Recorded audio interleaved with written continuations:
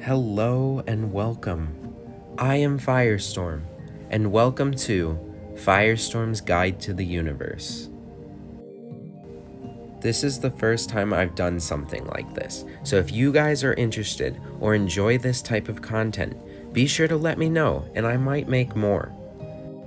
Today, we will be exploring the life cycles, births, and deaths of stars.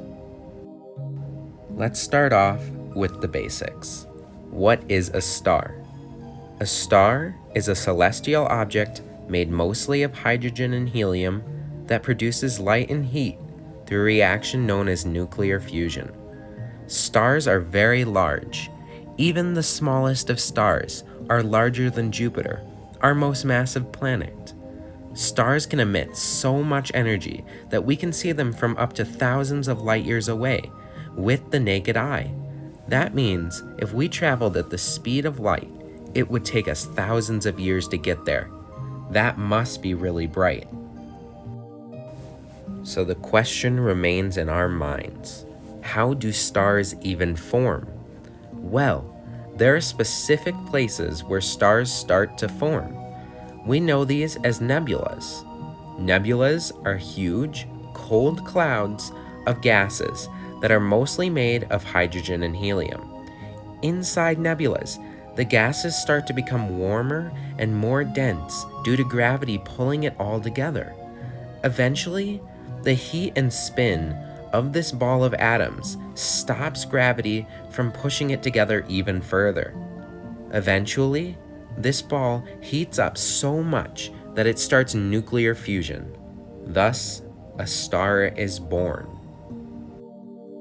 The lives of different masses of stars are very similar, up until they die. Let's walk through the life of low mass and high mass stars. The majority of a star's life is spent using their fuel through nuclear fusion.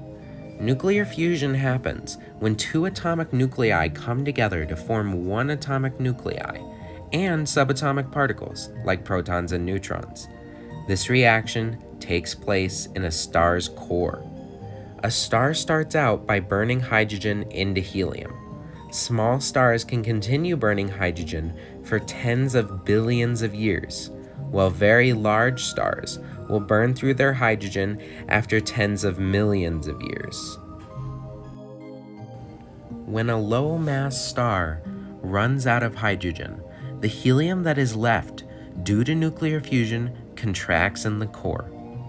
This causes the star to heat up and expand its outer layers, becoming a red giant. Eventually, the star sheds these outer layers and becomes a tiny, dense celestial body known as a white dwarf. A white dwarf slowly burns away what energy it has left, and scientists think once a white dwarf burns through all of its materials, it will turn into a black dwarf that emits no heat or light. Now, high-mass stars go out a little bit differently. There are two paths a dying high-mass star can take.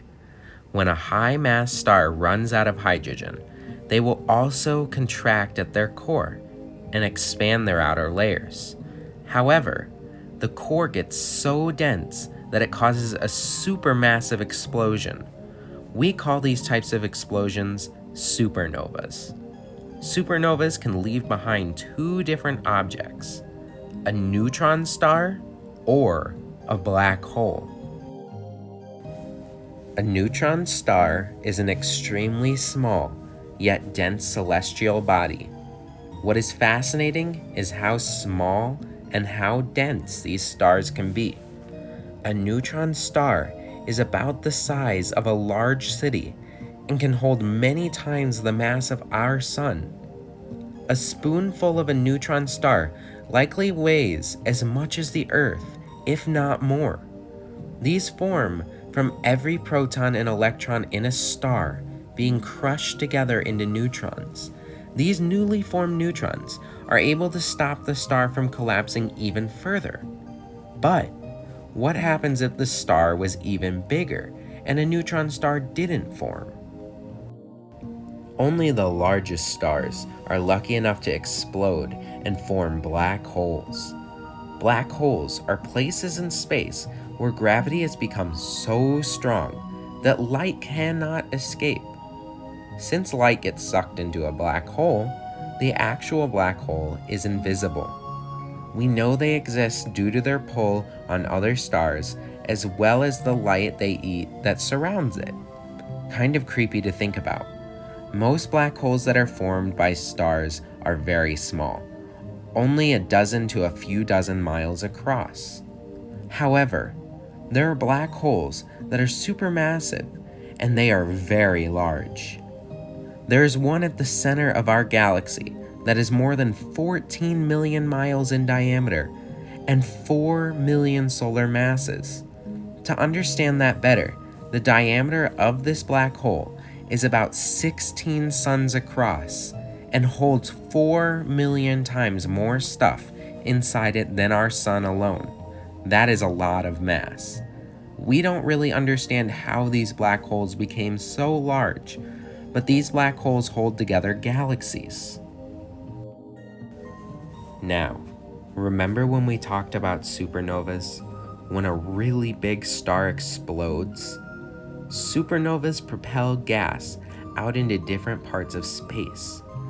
This gas is what creates nebulas, the birthplace of new stars. So, our cycle continues all over again, thanks to the explosion of really big stars. Thank you if you watched all the way through. I appreciate it. This is my first time making one of these, so if you enjoyed it, let me know. Thank you guys.